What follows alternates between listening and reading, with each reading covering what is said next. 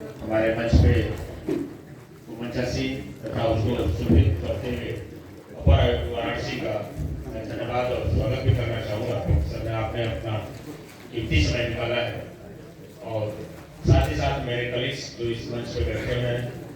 और लेकिन निश्चित तौर से हम लोग इसी कार्यक्रम की शुरुआत अच्छे तरह से करते हैं। तालियां अतिथि और मुख्य अतिथि के नाम पे बनती है। मुझे लगता है कि ताली हमारे किसानों के नाम पे करनी चाहिए। तो जोरदार किसान भाइयों के सम्मान और क्योंकि आज का जो विषय है कहीं न कहीं किसानों से संबंधित है और इस योजना की शुरुआत को मैं अपने मुख्य अतिथि साहब से बताना चाहूँगा, हमारे अधिकारियों से बताना चाहूँगा। जब मैं दिल्ली में था, क्योंकि ministry of food processing industry और एपिडा का एक बहुत ही अच्छा सहयोग रहा है आपस में। और जब पॉलिसी बनती थी तो चूंकि मैं उसका एक मेंबर हूँ पीएससी का, मिनिस्ट्री ऑफ फूड प्रोसेसिंग का, तो हम लोग हमेशा इस बात को रखते थे कि बड़े लोग हमेशा यही कहते थे कि क्या पॉलिसी केवल बड़ी इंडस्ट्री के लिए बननी चाहिए, क्या बड़े लोगों के लिए बननी चाहिए और उसका कितना उपयोग हो रहा है, और होता भी था। और यही रहा कि बड़ी जो पॉलिसियां बनती थी 2 करोड़ 5 करोड़ 10 करोड़ 35% 30%, तो हम इसको ऐसे समझे। इस पॉलिसी को मैं अपनी बात इसलिए रखना चाह रहा हूं कि इस पॉलिसी की शुरुआती न्यू के दौर से मैं रहा हूं और जब बात चली कि छोटे लोगों तक कैसे जाए, तो एक बहुत बड़े मंच पे जब आदरणीय प्रधानमंत्री ने कहा कि नहीं हमारे किसानों के लिए मिनिस्ट्री ऑफ फूड प्रोसेसिंग कुछ करे, तब उसमें इस बात उठ के आई थी कि ग्रामीण स्तर पे किसी योजना को यदि लेके जाना है, यदि हमें किसी क्लस्टर में लेके जाना है, तो निश्चित तौर से हमें उस क्लस्टर के लिए हमें सूक्ष्म स्तर की स्कीम को बनाना पड़ेगा। और हम सभी जानते हैं किसान ही देश का दिल है और दिल में आसपास, दिल के आसपास यदि व्यवस्थाएं नहीं दी जाएंगी तो देश का विकास नहीं हो सकता। मैं इस बात से मैं आप सबके लिए बहुत आभारी हूँ। आज इस मंच का आदरणीय हमारे अधिकारी, खासकर जिला उद्यान अधिकारी गुप्ता जी का जो सतत प्रयासरत रहते हैं, और उस दिन निर्णय लिया गया था कि नहीं 10 लाख 15 लाख 12 लाख की छोटी छोटी योजनाएं जिसमें मिनिस्ट्री ऑफ फूड प्रोसेसिंग काम करे, जो अभी तक 5 करोड़ 2 करोड़ 3 करोड़। कारण क्या है? 35% आप सब्सिडी देते हैं। कोई इंडस्ट्री जिसकी प्रोडक्ट कीमत 5 करोड़ है, वो कहां से जो 35% के बाद 3 करोड़ रुपए कहां से लेके आएगा? तो यदि हमारी योजना छोटी होगी, 10 लाख की होगी, 20 लाख की होगी, और उस पर 35% का सहयोग होगा, सपोर्ट होगा, तो निश्चित तौर से उसमें जो अगला 5 लाख बचा, 20 लाख बचा, 10 लाख रुपए बचा, तो एक छोटा उद्यमी वो हिम्मत बांध सकता है, एक महिला उद्यमी भी वो हिम्मत बांध सकती है। मैं समझता हूं कि शुरुआत इस काशी की नगरी से बाबा विश्वनाथ का कहीं न कहीं हमें सतत आशीर्वाद मिल रहा है, और मैं भी एक सौभाग्यशाली व्यक्ति हूँ कि इस मंच से मैं भी आपके बीच में उपस्थित हूँ। वही बात है पीड़ा की, मैं आपको स्कीम के तहत ही बताना चाहूँगा। इसी हाल में हम लोगों ने पीड़ा के बहुत बड़े प्रोग्राम किए और इसमें आप सभी लोग उपस्थित रहे हैं। मैं उम्मीद करता हूं, मैं कुछ शब्दों के साथ बताना चाहता हूं कि एपिडा ने इसके लिए स्कीम रखी है, उसमें भी आपको सहयोग करेंगे, हम अलग से प्रोग्राम करेंगे। लेकिन हमारे उप निदेशक एग्रीकल्चर ने बात रखी निर्यात को लेकर।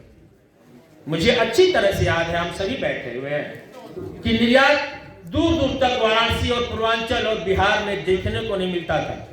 निर्यात होता था लेकिन थर्ड पार्टी होता था, कहीं न कहीं उसमें हमारे उद्यमी, हमारे लोकल उद्यमी और हमारे एफपीओ नहीं जुड़े होते थे, हमारे किसानों से नहीं होता। मुझे गर्व है जब इसी मंच पे, यहीं पे आदरणीय कमिश्नर साहब इसी ऑफिस में जब हम लोग पहली बार निर्यात की बैठक किए थे, तो हम लोग को यही नहीं पता था कि हवाई जहाज कैसे उड़ेगी, हवाई जहाज में सामान कैसे जाएगा, क्या व्यवस्था यहाँ पे है। हमारे बीच में भी कोऑर्डिनेशन नहीं था, हमारे बीच में किसान बंधु और एफपीओ भी ठीक से नहीं थे। लेकिन आज गर्व से बोल सकता हूं, चाहे हमारे गाजीपुर के एफपीओ हो, चंदौली के हो, वाराणसी के हो, भदोही के हो, जौनपुर के हो, मिर्जापुर के हो, मुझे गर्व इस बात का है कि जब कभी 1 केजी नहीं जाता था, ठीक 1 साल पहले, आज बनारस के फ्लाइट में जगह नहीं है। आज की फ्लाइट पैक चल रही है, एक्सपोर्ट सब पर डे 5 से 10 मीट्रिक टन बनारस से एक्सपोर्ट जा रहा है। मुझे बताते हैं इस बात का गर्व। आज बनारस के अंतर्राष्ट्रीय उड़ान की जितनी भी जहाज है उसमें जगह नहीं है आपके मिर्च के लिए कि वो निर्यात कर सके। मतलब हमारा निर्यात किस लेवल पे जा चुका है। जिस चावल की हम बात करते हैं निर्यात की, हमने कभी सपने में भी नहीं सोचते थे कि हमारा चावल होता था। लेकिन कोई कलकत्ता बैठा हुआ व्यापारी हमसे संपर्क में आता था, कोई कानपुर बैठा हुआ व्यापारी हमारे संपर्क में आता था, कोई नेपाल और बांग्लादेश का कोई आता था, थर्ड पार्टी इसको बोलते हैं। और मेरे बीच में एमपीओ हैं, चाहे गाजीपुर से हो, चाहे हमारे चंदौली हो, बनारस के हो, वो कहीं ना कहीं यही कहते थे कि सर हम लोग के संपर्क में कोई नहीं आता, लेकिन हम कोशिश कर रहे हैं। और मुझे बताते हुए भी है कि आपका चावल अब निर्यात को भी जा रहा है और अच्छा खासा जा रहा है। और अभी मिर्जापुर से हमने पूरी ट्रेन की रेट निकाली है चावल की, और सीधे और पहली बार चाइना के बाजार में इसी पूर्वांचल का चावल गया है। और पूरी ट्रेन की रेट 40 बोगियों की रेट होती है, मालगाड़ी जिसको बोलते हैं। मैं इसलिए इस बात को रख रहा हूं क्योंकि हिम्मत भी सब कुछ है। हमने हिम्मत नहीं हारी कोरोना काल में, और सरकार आपके साथ साथ खड़ी रही। सरकार का यह प्रयास, चाहे केंद्र सरकार में आदरणीय मोदी जी हो, चाहे राज्य सरकार में आदरणीय योगी जी हो, कर्मठ कभी पीछे नहीं हटता। यदि इतने विजन रखने वाले हमारे आदरणीय मुख्यमंत्री और प्रधानमंत्री और हमारे सक्षम आयुक्त मंडलायुक्त, जिसके नेतृत्व में इस मंडल का विकास हो रहा है, मैं इस मंच से उनके लिए जरूर एक ताली बननी चाहिए, मेरे आयुक्त महोदय जी के लिए, जो कि सतत प्रयास करते रहे। आज हमारे मंच पे नहीं, हमारे साथ नहीं है, निश्चित तौर से हमारी बात उन तक भी जा रही होगी।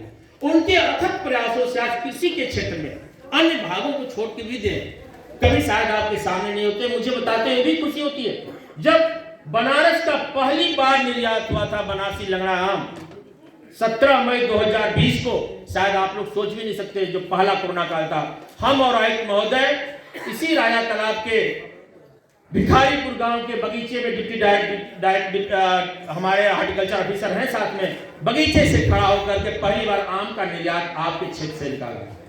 और आज से लेकर आज तक वो स्थिति आ गई कि हमारे पास अब जगह नहीं है कि हम जहाजों में अपनी सब्जियां रख सकें।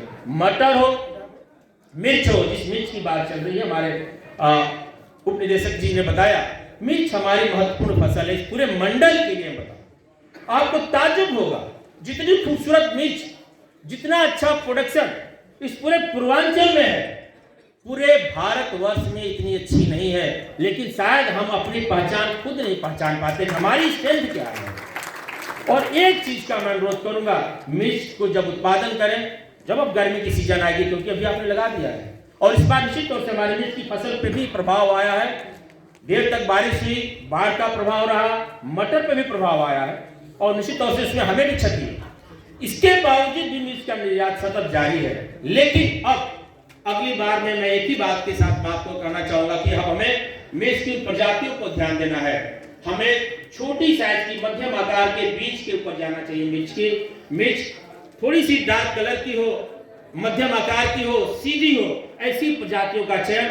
मुझे उम्मीद है हमारे एफपीओ के जो निदेशक यहाँ बैठे हुए हैं, जो हमारे गरीब और प्रगतिशील किसान है, मेरी बात को समझ पा रहे हैं। मैं किसी कंपनी का प्रचार करने के लिए नहीं बैठा, इसलिए मैं बोल भी नहीं सकता, लेकिन ऐसी प्रजातियां हैं हमारे बीच में। और हमारे जिला उद्यान अधिकारी, उनके सबक, चाहे गाजीपुर से आए हो, चाहे सभी लोग आए, सतत प्रयासरत जारी है।